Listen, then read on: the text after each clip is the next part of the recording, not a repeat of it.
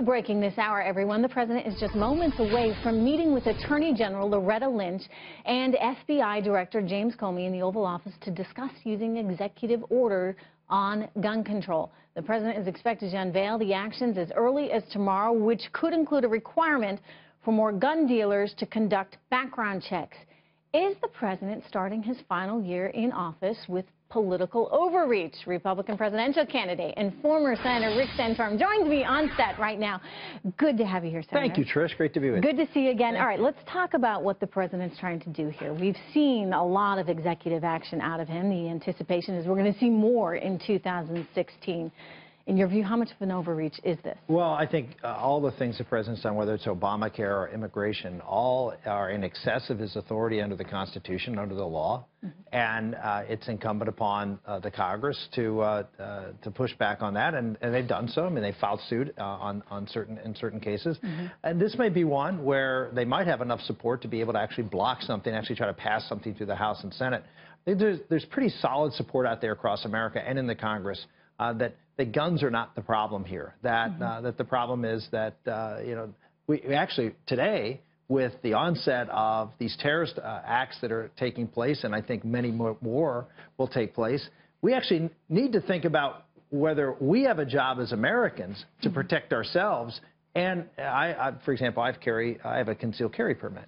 I always tell people who have concealed carry permits, it's actually your responsibility to try to probably carry more. And be aware that Barack Obama's not going to protect you. These gun control laws, they don't keep guns away from criminals or terrorists. They don't care about violating gun laws. They're out there to murder people and to create terrorism. So, well, it's a little bit of a distraction. I'll give you that. I mean, we're in a situation now where San Bernardino happened, and immediately the left was actually talking about gun control. And to me, it's an issue that yes, deserves some conversation, and you can have that conversation. But do you have that conversation? I think the conversation is how we as Americans can better protect ourselves in a world that ISIS is going to encourage people to go out and randomly kill people. That's what San Bernardino was. It was random. Why? Because that's how terrorism psychologically impacts people, that it's unpredictable, it's random. And I believe we're going to see more of it because we have not been successful at containing ISIS, or, eliminating ISIS in the Middle East.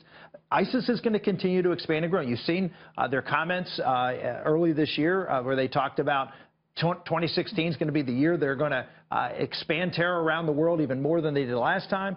And so I say individual Americans have to take the responsibility that, for example, terrorists do not go into police stations and start shooting people. Why? Because they know there are guns there and people are going to shoot back. So the idea of people taking responsibility themselves to prepare themselves to be able to protect themselves, I think is part of our security posture in America today. Let me talk about some other measures that we should be looking at. For example, Syrian refugees that are coming in. We have begun that process now. We're anticipating 10,000 Syrian refugees coming to this country. ISIS has promised to infiltrate that refugee group with their supporters. So where do you come out on this? Well, the FBI says there's really no way. Well, it's not just the FBI, but common sense says there's no way to do background checks on people from Syria. What are we going to do? I mean, we're going to call the Assad regime and go. We're going to go to Aleppo and go through, talk to neighbors and go through. So would you not then take in Christians from We this shouldn't region? take anyone from that area. And the reason that we shouldn't take Christians from that area is not just because we can't do background checks. Because if you talk to the clerics in that area, I'm talking about Christian clerics, they actually are imploring their people to stay in the region. Why? Because if we allow Christians to come into this country, they're not going to go back and maintain these Christian towns and communities and neighborhoods that have been there literally for 2,000 years. That's not going to be a good thing for the post-ISIS world. When ISIS leaves, and if we take all of the refugees or throughout Europe or in the United States who are anti-ISIS, if we take the Christians and other religious minorities out of the region, who's left? Well, those who cooperated with ISIS. That's not exactly a great starting point for another governing structure. We keep talking about getting the Middle East involved in this, having these partnerships. Saudi Arabia and Iran now are bogged down in a pretty serious situation. How do we overcome some of the mistakes made over the last 8 years as we try and repair the world, the Middle East, and defeat ISIS? Yeah, the principal adjutant in the Middle East is really not ISIS, it's Iran. Iran has been the adjutant since 1979. They have been funding terrorist organizations, both Sunni and Shia. It's interesting that you have the Sunni Shiite problem between Iran and Saudi Arabia, but you have Hamas, which is a Sunni organization that has been funded by Iran. So Iran is willing to use whatever means necessary to promote their own objective, and that is to become the dominant player in the Middle East. And now, with Barack Obama signing this agreement that puts them on a path to a nuclear weapon. I mean, you saw the International Atomic Energy Agency just a few weeks ago released their report saying that we don't know what Iran's nuclear program is. We only have information up to 2009. They won't provide any more information, which is a direct violation of the treaty. Yet the Obama administration's response was, well, we really didn't expect them to share that information. And the treaty really is not really a treaty. It's sort of non-binding. That's the State Department's word. So you have this president who, no matter what Iran does, they are going to move forward, release the $100 billion. They're going to move forward with this agreement.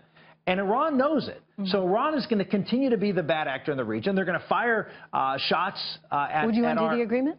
If you were president? That agreement would be toast within seconds. I anticipate in my inaugural address, I would make the clear point that agreement is no longer in standing, and what will be required is the Iranians to open up all their nuclear facilities for inspection, begin the dismantling of all those facilities, military and otherwise, and if they don't, then we have an obligation to prevent World War III.